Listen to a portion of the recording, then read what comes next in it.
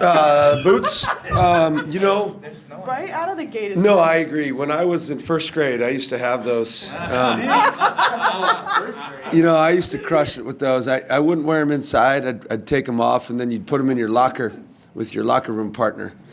Yeah, and then we'd wear them. So they were nice boots. They were warm. As long as you wooled up, you got to have wool socks under them. You just got normal white socks, don't you? Yeah. You showed up on time? I wear shorts. Showed up on time? Not barely. I think I was probably 30 seconds late, which is not good. So I'll run. It's all right. Yep. Better than last time. That's right. I about forgot too. I was in a meeting, and I made it. So Leech Lake, you ever been there? Yeah, family has been going up there since my dad was a kid. Really? Yeah. Yeah. Do a lot of fishing? Oh yeah. Man, I'm not good at it. But Leech Lake, it's not hard. yeah. Yep. Yeah, I like that spot. All right, what's up, guys? Let's do it. Thoughts on your next opponent? Rutgers. Pretty good. Athletic, well coached, can really score it. They keep things pretty simple offensively and defensively, which is what makes them be able to play fairly fast, not necessarily tempo-wise, but just, they play pretty fast. They play pretty confident. They're a good basketball team that can put up points really, really quickly. So we'll have our hands full. How are you feeling about, the bounce back? I know you talked about that a little bit after the game against Indiana, but I imagine you're not surprised that you guys bounced back after 3 losses and got the win call. Yeah. I don't think I was ever real worried just because of how they approach practice. I think you still have to throw a few curveballs at them to make sure that they're fully focused on the next opponent, and understanding that because sometimes you can, you get close to Purdue, you get close to Illinois, you can kind of fall in love with close and think that you're getting closer, and there's no real place that you're supposed to arrive. It's just continuing to get better and better and better, and so whether you get close to Purdue or Illinois is irrelevant. You still are trying to get better. It's not exciting. It's like, hey, just come have a great day of practice, and then get ready for Indiana. And then now come today, yesterday we had to, be elite at not resting, but getting a sweat and trying to get some of that soreness out. And then today is we got to get after it and try to get better today. And then obviously, prepare for Rutgers as well. You ask a lot from Tavion, doing a lot of different things, guarding different types of players and everything. What's been the key to his development? Yeah, I think he has an ability to go to another level of effort, of intensity that others can't get to. I think that the key to his development, though, is he listens, and then he tries to apply some of the things that we're telling him to do. And when he trusts that process, which he's done over the years, then you kind of see the result of that performance. And part of it was he was the right place, right time, and he just does his job the way he's supposed to do his job. There's nothing that he needs to do more or less. Just needs to do his job, and he's been doing that, and you kind of see the results of what's happening there. He's not doing anything different than he did early in the season. He's just doing it a little bit better and a little bit harder.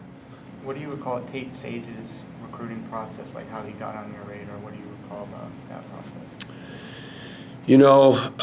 I was sitting at a game in Kansas City, and it was, I don't know what tournament it was, and it was at the high school deal where they played with their high school team. And I was sitting next to a guy, a coach in the MIAA, Jeff Bosch is his name. He played at Kansas, and he's sitting at a game. It was just me and him, and I was kind of casually watching the game, and I'm like, why is he at this game? And I didn't necessarily, wasn't like trying to pick up on why. I was just talking to him because I like him. And I'm watching, and I'm like, man, these kids are good. It's 2 twins, it's Ethan and Tate. And I'm like, man, are they good enough for Drake? And I'm just kind of watching them, and I look at their offers. They don't have any offers hardly, and some D2 offers. And man, I don't know. So then we went and watched them again the next game, and both of them, Tate and Ethan, they were good. They were good enough for our level. But they played at a smaller school and played in an AAU program that not many knew about, and so ended up offering him and just recruited him throughout the summer, and he wanted to. We recruited Ethan and Tate, and wanted him to come to Drake. We were fortunate enough to get Tate. What was it about when you made the transition to Iowa that you were like, okay, we want Tate to come along? Yeah, I mean, I thought that he was one that would really develop in a couple years, and we told him that, we just thought that he was that kind of 6'7", 2-guard, bouncy, could guard multiple positions, has done nothing but win. And those are the kind of kids that you need to be successful here because we want to do it. We'll take transfers throughout, and we want transfers, but primarily our base needs to be high school kids and kind of recruit from within. And so, it's like, I think he'd be good enough for us eventually. And then kind of throughout the summer, he just kept getting better and better and better. And then one of the scrimmages, I believe he played really well, and I can't remember which one. We're like, man, he's playing well. And so then we ended up, not redshirting him and ended up playing great for us. Why do you think he went under-recruited? Yeah, I think the more I'm around this level, you have to get so far ahead in the recruiting process. So you have to get out. You can't really talk to them unless they contact you. But like 28, so you got 27, 2027 kids committing right now. Probably some 2028s, and it's like, man, you got to get so far ahead that kids get labels as to how good they are. And so the ones that are slower developing don't get recruited because they just fall off the radar because everybody's focus and attention is somewhere else.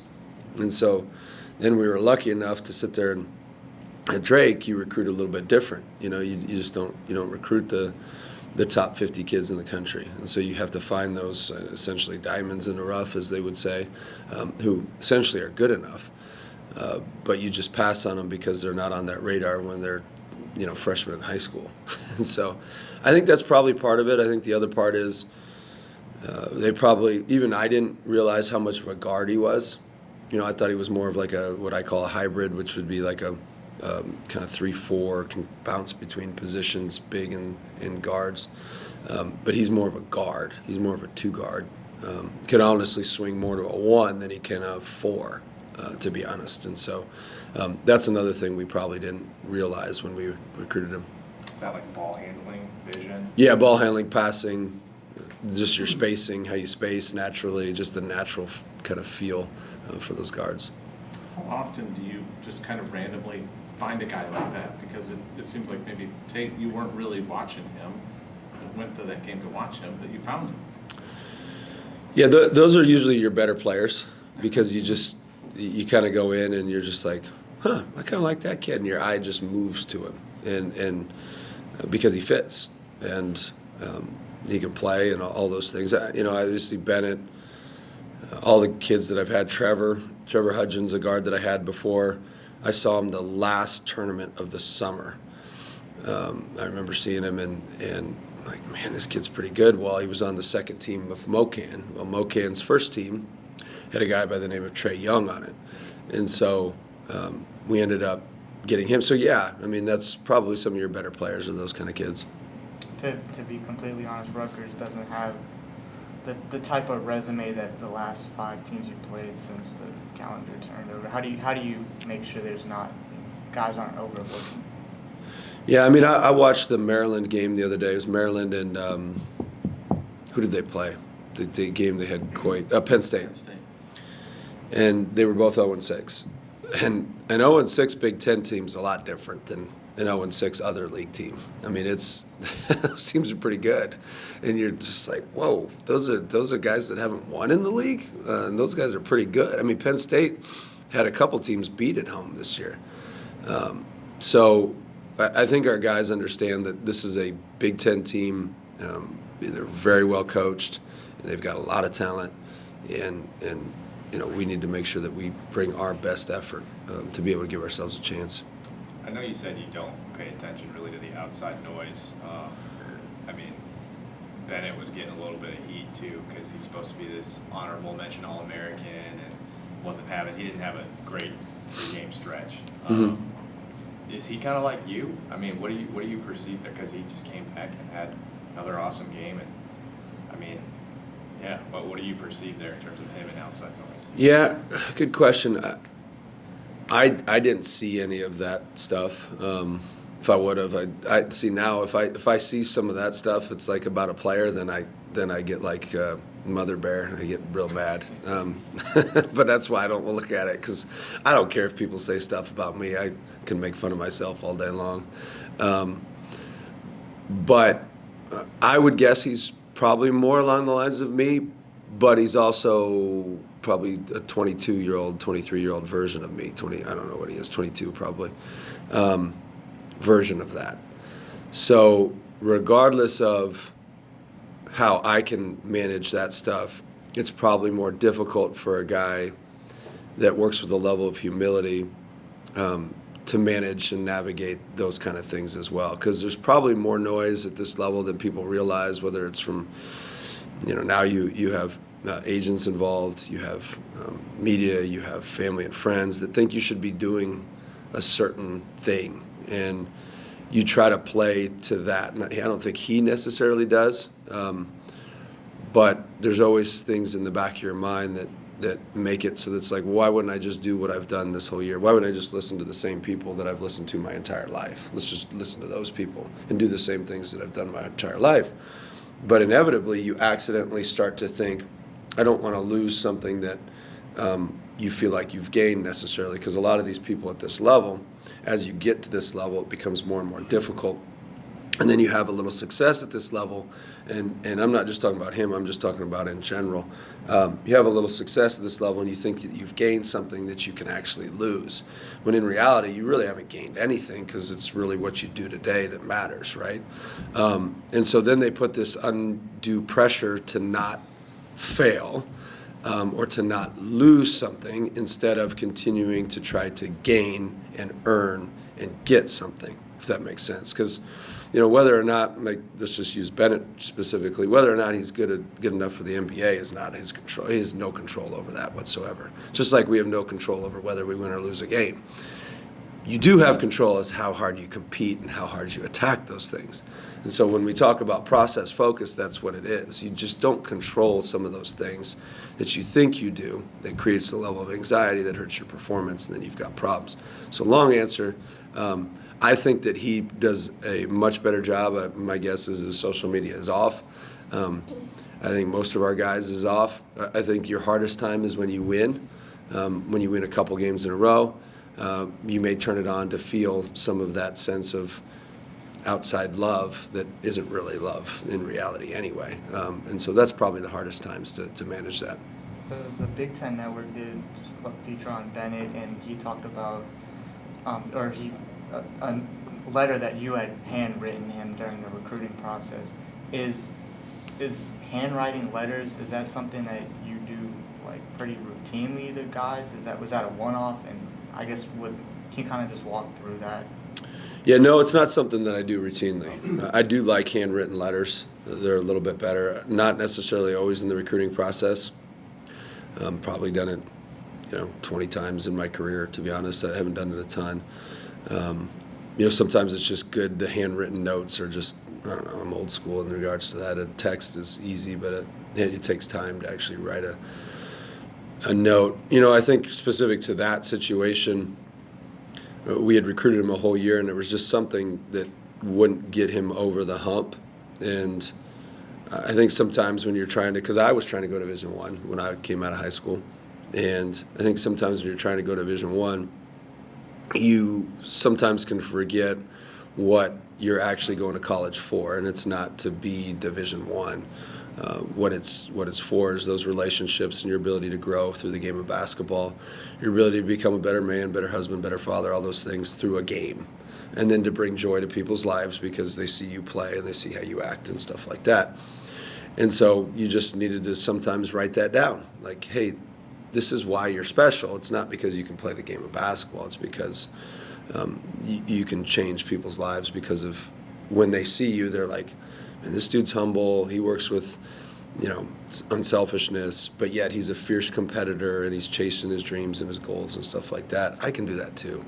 And I think that's probably the bigger thing that he needed to realize through the recruiting process. The Division I didn't matter. The right spot and the right people mattered more than anything else.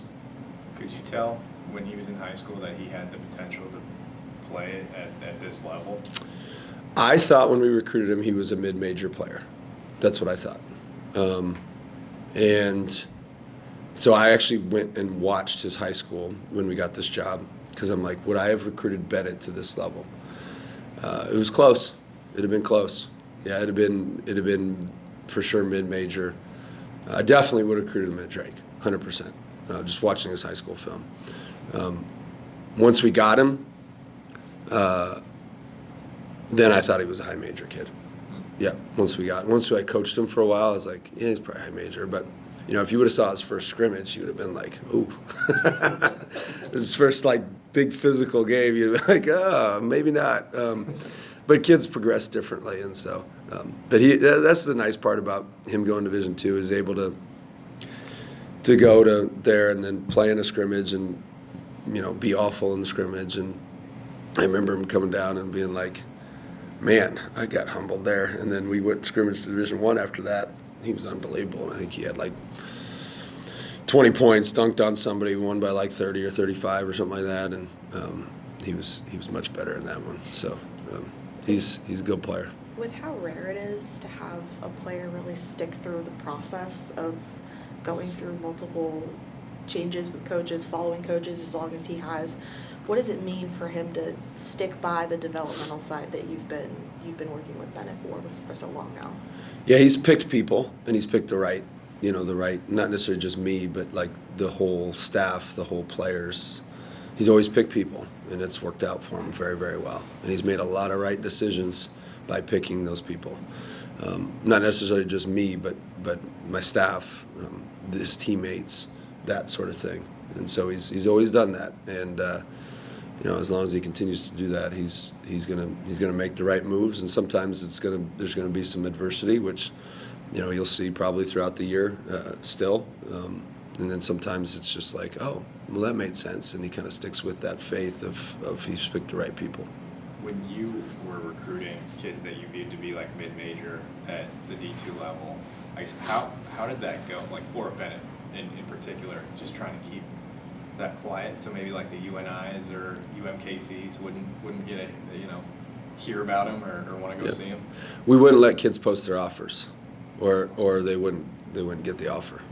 So if they posted the offer's off the table, and so no one would know because everybody would track our recruiting.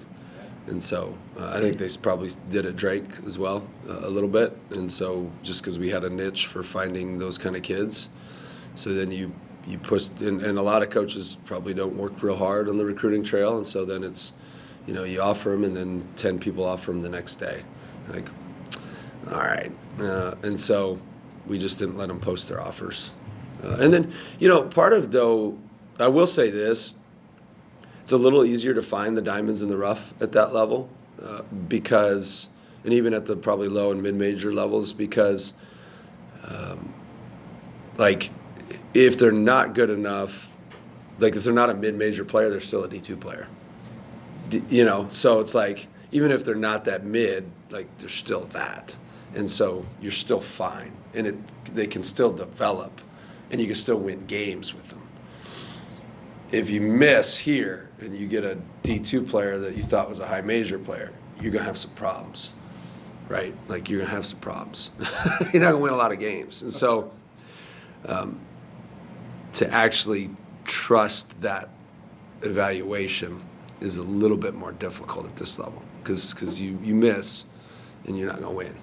And there's going to be some problems. Have you had to do some quick learning? The evaluation process? A little bit. I think just the season has helped a lot. Just seeing other teams, seeing what wins, because it's still, I still haven't played in the Big Ten. I'm a year and a half from being in Maryville, Missouri, at Northwest Missouri State. Going to a game at Washburn and Topeka, and And those were hard games, I'll tell you that much right now. But it's just a little bit different. I think, again, like I've said before, I do think the coaching at Division II was so good. It was good. Like the X's and O's coaching, some of those coaches, man, the guys that I came in under, they kicked my butt a lot. And so I learned a lot from X's and O's perspective, playing or coaching at that level. All right, thanks, Coach. Thanks, guys. Appreciate it. I'm gonna grab those guys real quick.